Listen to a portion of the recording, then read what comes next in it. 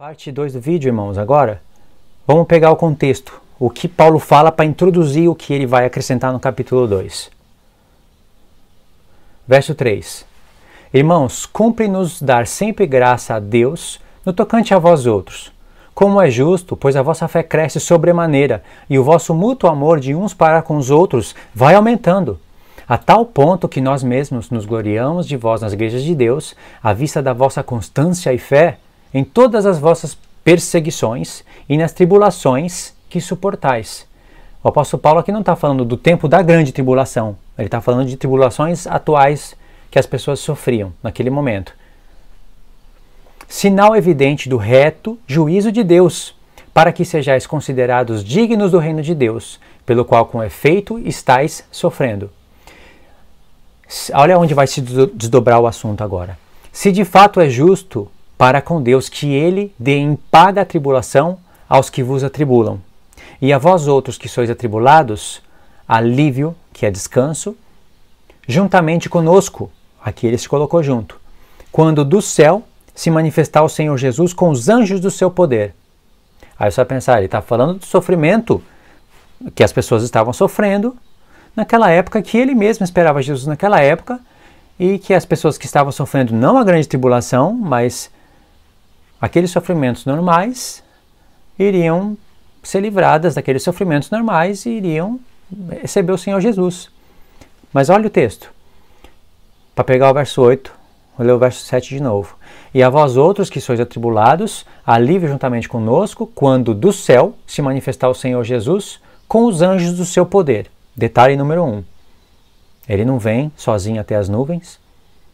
Ele vem com os anjos do seu poder, igual está em Mateus 24. Como? Em chama de fogo. O apóstolo Paulo está falando, conosco, se incluiu.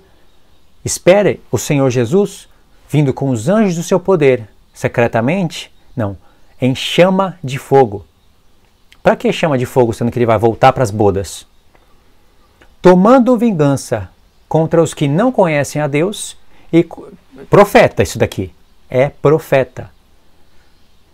É Amós, logo Amós, que tem a expressão dia do Senhor. Contra os que não conhecem a Deus e não obedecem ao Evangelho do nosso Senhor Jesus. Estes sofrerão penalidade de eterna destruição, banidos da face do Senhor e da glória do seu poder. Jesus em Mateus 24 diz que ele está vindo com poder e glória com os seus santos anjos. Mas ali eles estão lendo e falam aqui a grande tribulação só para judeu, a igreja já foi. Mas o apóstolo Paulo está falando aqui. Verso 6, se de fato é justo para com Deus, que ele dê em paga a tribulação aos que vos atribulam, e a vós outros que sois atribulados, alívio juntamente conosco, quando do céu se manifestar o Senhor Jesus com os anjos do seu poder em chama de fogo. Não perca o contexto e nem a linha. Tomando vingança contra os que não conhecem a Deus e os que não obedecem ao Evangelho do Senhor Jesus, esses sofrerão penalidade eterna e destruição, banidos da face do Senhor e da glória do seu poder, quando, de novo, tempo, quando vier para ser glorificado nos seus santos. E quando ele vem, é o mesmo contexto, com labaredas de fogo, com os anjos do seu poder, para tomar vingança contra os que estão atribulando a igreja e ao mesmo tempo dar alívio para a igreja que estava sendo atribulada. Quando vier para ser glorificado nos seus santos e ser admirado a todos os que creem naquele dia. Que dia é esse? É o dia do Senhor.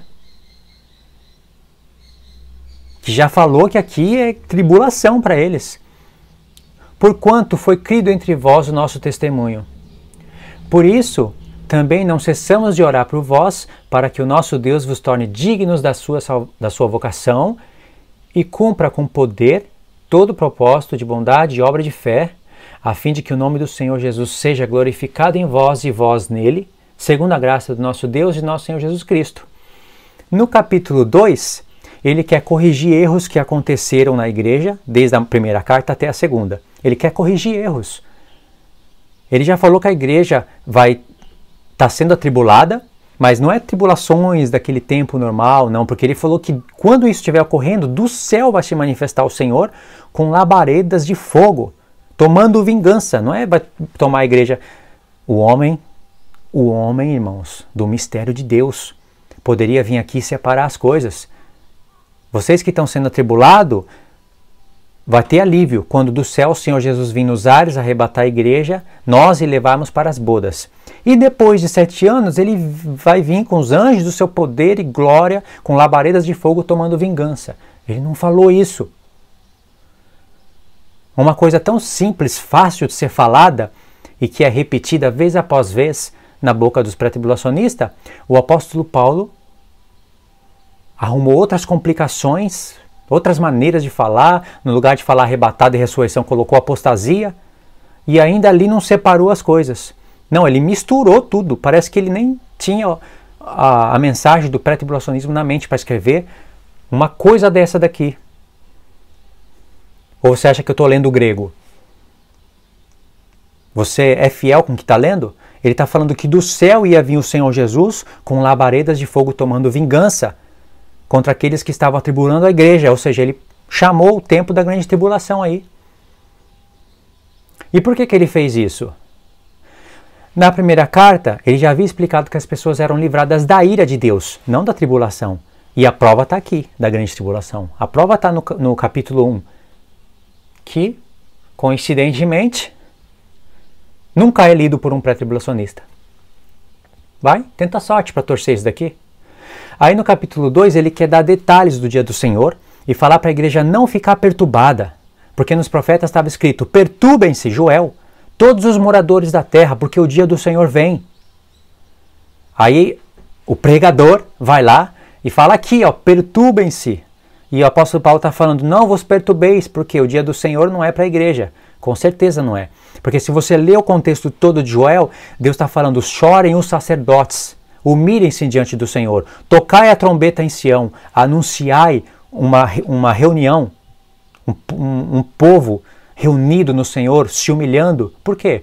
Porque se tocou trombeta, é a festa das trombetas, vai vir o dia da expiação, único para todos. Mas as pessoas estão afastadas das festas. Lê somente porções dos profetas, não sabe nem o que está fazendo aquele verso ali. Só vai ali ler o dia do Senhor, lê 1, 2 textos e foge. Vai para outro profeta, lê 1, 2 textos e foge. Não contextualiza o profeta, não explica, não lê todas as partes que está escrita dia do Senhor. E a igreja, ainda ele quer que a igreja fale amém. Amém? Que isso, irmãos? Eu estou sozinho aqui hoje? Quer que a pessoa fale amém com tudo isso?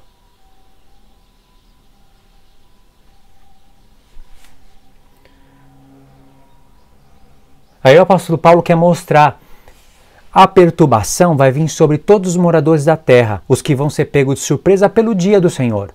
Mas o apóstolo Paulo explica para a igreja: vocês não estão em trevas para que aquele dia vos surpreenda como um ladrão. Porque vocês são do dia, nós somos da luz. Ele não falou: vocês não serão surpreendidos porque vai estar no céu. Por quê? É uma coisa lógica. Ele não falou: irmãos, vós não estarão em trevas para que aquele dia vos surpreenda, já que a igreja vai estar no céu. Faz sentido ele falar: vós não estáis em trevas para que aquele dia vos surpreenda, porque a igreja está na terra. Mas vai ter azeite, vai ter luz, vai ter iluminação. Nem todos vão morrer na grande tribulação, mas pessoas separadas vão morrer para darem testemunho. E o testemunho das testemunhas que vão morrer é lá em Jerusalém. Então, irmãos, é uma mensagem aqui limpa, digna de aceitação, bate com o contexto. Agora, a explicação pré-tribulacionista, seja lá qual for a linha, a vertente que seguir, do capítulo 2 nunca fecha com o capítulo 1, nunca, e é contexto imediato, e nunca fechará com os profetas, nunca entrará em acordo. O capítulo 1 nunca estará em acordo com o capítulo 2. Pode torcer a palavra apostasia, pode torcer vinda do Senhor, pode torcer dia do Senhor, pode torcer tudo, nunca vai entrar em acordo. E vocês não conseguem perceber como eles se utilizam dos escritos do apóstolo Paulo e ao mesmo tempo coloca o coitado como desconhecedor, para não falar burro, tolo, coloca o coitado como desconhecedor dos tempos. Ou seja, ele esperava Jesus lá naquele tempo, né, por causa do vós, nós, etc. e tal. esperava Jesus lá naquele tempo e nunca se incluiria na tribulação da qual o Senhor Jesus vai vir com labaredas de fogo usando o seu poder para dar vingança. Mas aqui no capítulo 1 ele se incluiu, ele se incluiu. E não quer dizer que ele esperava Jesus vindo naquela época com labaredas de fogo, porque ele conhecia os tempos. Isso é linguagem, ele sabe que linguagens de expressões, porque ele sabe que no futuro quem estaria lendo essa carta estaria se incluindo no tempo determinado. Porque se a gente crê que através de nós, vós, ele entra em contradição. Se a gente fica preso nesse nós, vós, tem pessoas que gastam vários minutos numa pregação para ficar no nós e no vós. Aí o que acontece? Uma hora Paulo se coloca entre os mortos, outra hora ele se coloca entre os vivos. Ele não se decide. É porque ele estava em dúvida, Luiz. Jesus poderia vir quando ele estaria vivo, mas também poderia vir alguns anos depois da sua morte. Então o apóstolo Paulo não lia Daniel, porque o anticristo poderia se manifestar ali naquele momento. Não lia Daniel porque eu vejo Daniel, o anticristo se manifestando no tempo dos pés da estátua. Tem que ter duas pernas, né? O anticristo se manifestando no tempo de 10 chifres. O anticristo se manifestando no tempo onde tem um reino na terra nomeado pelo próprio Senhor de Assíria. Ele não conhecia os tempos. Jamais ele poderia conhecer os tempos, porque em Gog e Magog, o anticristo juntou ali todas as nações da terra para ir contra Jerusalém, para ir contra um santuário que está erguido. Certo? Só que em Daniel 9 está mostrando a destruição do santuário. Ou seja, a igreja arrebatada, aí o santuário vai ser destruído para se cumprir Daniel 9. Aí os judeus vão ser dispersos, como Jesus profetizou em Lucas. Vão ser dispersos. Aí é profetizado em Ezequiel que aqueles que foram espalhados pelas nações voltariam para sua terra. Isso se cumpriu em 1948. Eles voltariam para sua terra e aí ia ter aquele ajuntamento das nações, né? Tem que juntar as nações para irem contra a cidade. E tudo isso teria que ocorrer em um tempo de 7 anos, porque quando a igreja foi arrebatada, o santuário ainda estava de pé, não tinha reinos formados, não tinham os 10 dedos da estátua. Então Jerusalém tinha que ser destruída e reconstruída, as pessoas que foram dispersas, porque Jesus falou, e cairão a espada. Não foi? Serão cativos para todas as nações, porque esses serão dias de vingança. Mas lá em Gog e Magog fala do povo que se recuperou da espada e voltou para sua terra. Então teria que se cumprir tudo isso em 7 anos.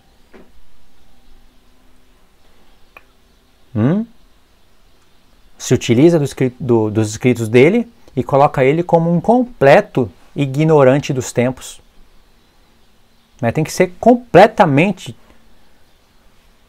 tolo para pregar que Paulo esperava Cristo naquela época.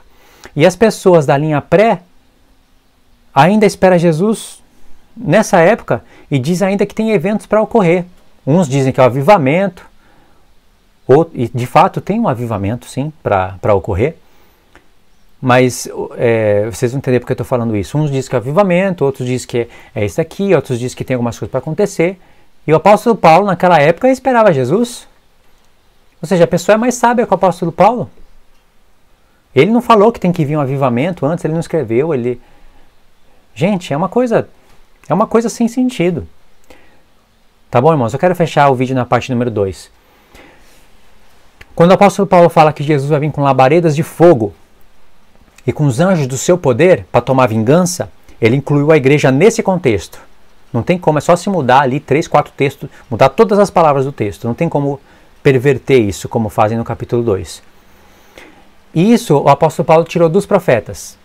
Eu sei que os irmãos pré-tribulacionistas não ligam para isso e não estão aptos para isso. Mas os irmãos que esperam Jesus no tempo correto, que acreditam pelo menos que ele vai voltar depois da grande tribulação, e a igreja será arrebatada depois da grande tribulação, e por isso preparam a igreja para esse tempo, os irmãos podem saber aonde que o apóstolo Paulo estava baseado para pegar os textos. Eu queria que os irmãos colocassem aí, para mostrar para os pré-tribulacionistas que os irmãos são capazes de reconhecer as referências que o apóstolo Paulo mostra.